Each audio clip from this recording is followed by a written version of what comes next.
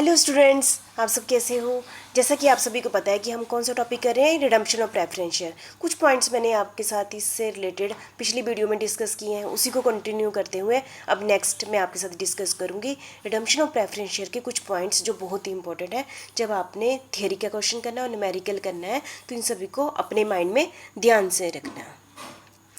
जैसा कि मैंने पिछले लेक्चर में आपके साथ डिस्कस किया है, एक कंपनी मैक्सिमम प्रेफरेंस शेयर कितने टाइम के लिए इशू कर सकती है? 20 साल के लिए। कंपनी इससे ज़्यादा टाइम के लिए प्रेफरेंस शेयर इशू नहीं कर सकती। कहने का मतलब है 20 साल के अंदर अंदर कंपनी को प्रेफरेंस शेयर होल्डर का पैसा क्या करना पड़ता है? वापस करना पड़ता है। ठीक है, इससे ज़्यादा के टाइम के लिए वो इशू ही नहीं कर सकती। ठीक है, लेकिन हम अब नेक्स्ट थोड़ा उससे अलग बात करेंगे। इंफ्रास्ट्रक्चर कंपनी क्या होती है आप सभी को पता ही है, तो उस केस में थोड़ा रूल्स अलग है। इंफ्रास्ट्रक्चर कंपनी में issue for a period exceeding 20 year, मतलब कि ये इंफ्रास्ट्रक्चर कंपनी के केस में 20 साल क्या कर सकते हैं? एक्सीड हो सकते हैं, बट नॉट एक्सीडिंग 30 ईयर। कहने का मतलब है जो इंफ्रास्ट्रक्चर कंपनी है वो मैक्सिमम कितने टाइम पीरियड के लिए प्रेफरेंस शेयर इशू कर सकती है? 30 साल के लिए। 30 साल समझ गए ना, मतलब कि वो 21 साल के लिए भी कर सकती है, 25 साल के लिए भी कर सकती है, 30 साल के लिए कर सकती है, और कोई कंपनी नहीं कर सकती। सिर्फ ये वाली जो प्रोविज़न किसके लिए बनाया गया है? इंफ्रास्ट्रक्चर कंपनी के लिए बनाया गया है। ठीक है, तो समझ गए आप। सेकंड पॉइंट है redemption of minimum 10% of such preference share per year from 20 year onward or earlier on proportionate basis at the option of the preference shareholder। यहाँ कहने का मतलब है जैसे ही 20 साल खत्म होते हैं, फॉर एग्जांपल किसी इंफ्रास्ट्रक्चर कंपनी ने कितने साल के लिए प्रेफरेंस शेयर इशू किए? 30 साल के लिए, और कितना अमाउंट रखा? 30 लाख रखा है ना। तो यहाँ कहने का मतलब है जैसे ही 20 साल खत्म हो, 21वें साल वो 10% वापस कर देगी। 30 लाख का 10% कितना हुआ? 3 लाख। और 22वें साल में फिर 3 लाख, 23वें साल में फिर 3 लाख, 24वें साल में फिर 3 लाख। हर साल वो 3-3 लाख वापस करते रहेगी, और 30वें साल में भी उसके पास देने को कितना रह जाएगा? 3 लाख।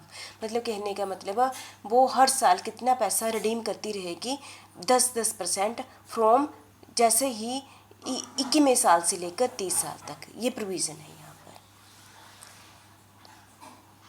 नेक्स्ट है legal provision regarding redemption of preference share, section 55। ये आपने देखना पेपर में आपको न्यूमेरिकल को थियरी का क्वेश्चन आएगा, तो ये सारे प्रोविज़न आपने डिटेल में लिखने हैं।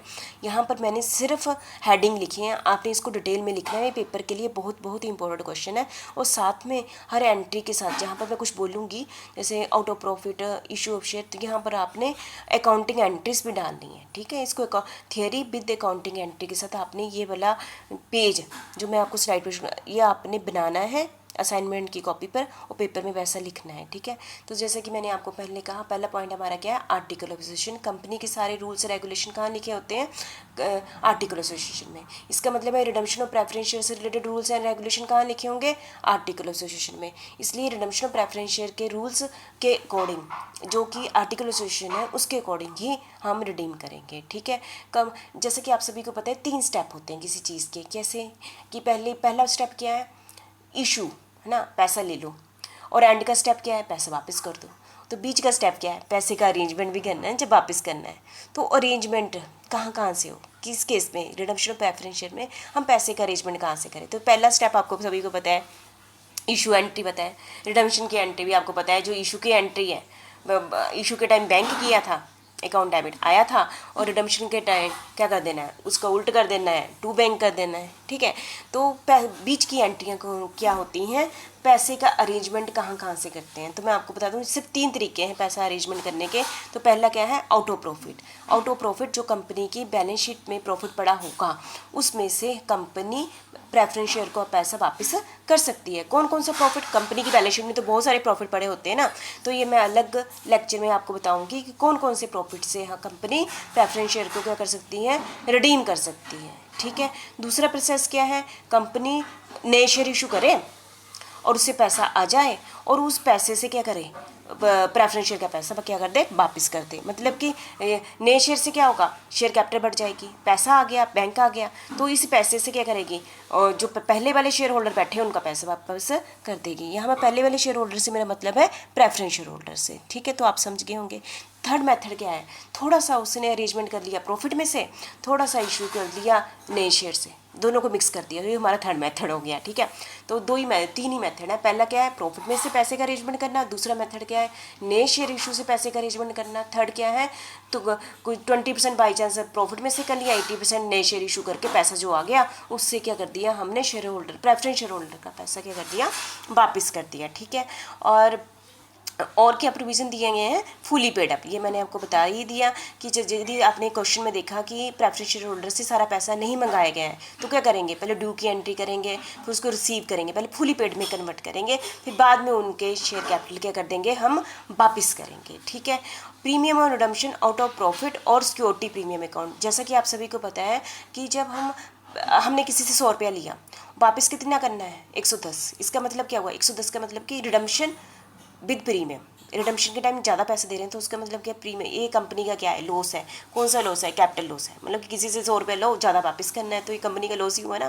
तो कंपनी इस जो लॉस का अरेंजमेंट कहाँ से करे, तो कहते हैं कि या तो ये कंपनी करेगी सिक्योरिटी प्रीमियम अकाउंट, यदि कंपनी के बैलेंस शीट में सिक्योरिटी प्रीमियम अकाउंट पड़ा हुआ है ना, क्रेडिट बैलेंस पड़ा हुआ है, उसमें से पैसा निकालेगी और प्रेफरेंस शेयर की रिडम्पशन के टाइम दे देगी, या फिर प्रॉफिट में से करेगी। यदि सिक्योरिटी प्रीमियम अकाउंट नहीं है तो किस में से कर देगी, प्रॉफिट में से कर देगी। तो मुझे लगता है जब आप न्यूमेरिकल करेंगे तो ज़्यादा क्लियर हो जाएगा। ठीक है, redemption out of profit transfer to capital redemption reserve account, जैसा कि मैंने ऊपर ये कहा ना, रिडम्पशन आउट ऑफ प्रॉफिट, तो रिडम्पशन आउट ऑफ प्रॉफिट का मतलब है कि सबसे पहले ये कहाँ ट्रांसफर होगा, कैपिटल रिडम्पशन रिजर्व अकाउंट में ट्रांसफर होगा।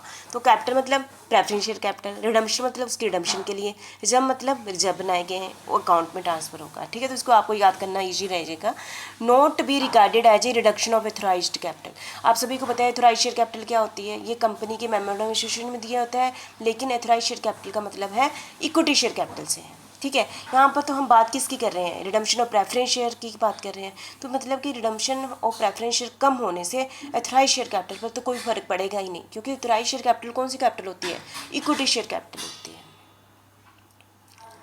Next redemption with in 1 month from the issue of new share, मतलब कि जैसे कि हमारे पास दो मेथड है ना, एक तो प्रॉफिट में से कर रहे हैं तो हमने कौन से अकाउंट बनाया, कैपिटल रिडम्पशन रिजर्व अकाउंट बनाया। दूसरा मेथड कौन सा हुआ, यदि हमने पैसे का अरेंजमेंट कहाँ से किया है, नए शेयर इशू से किया है। यदि नए शेयर इशू से किया है तो पैसा जैसे ही आता है उसके 1 महीने के अंदर अंदर हमने प्रेफरेंस शेयर होल्डर का पैसा क्या करना है, वापस कर देना है। ठीक है, 1 महीने के अंदर अंदर वापस कर देना है। रिडम्पशन इधर सेकंड वाली एंट्री कर दी, information to register within 30 days, यहाँ ये मेरे कहने का मतलब है जैसे ही हमारा प्रोसेसिंग सारी रिडम्पशन और प्रेफरेंस शेयर की खत्म हो जाती है उसके 30 दिन के अंदर अंदर हमने ये वाली इन्फॉर्मेशन किसको देनी है, रजिस्ट्रार ऑफिस में पहुँचा देनी है। ठीक है, तो मुझे लगता है कि सारी पॉइंट्स आप समझ गए होंगे। Thank you very much.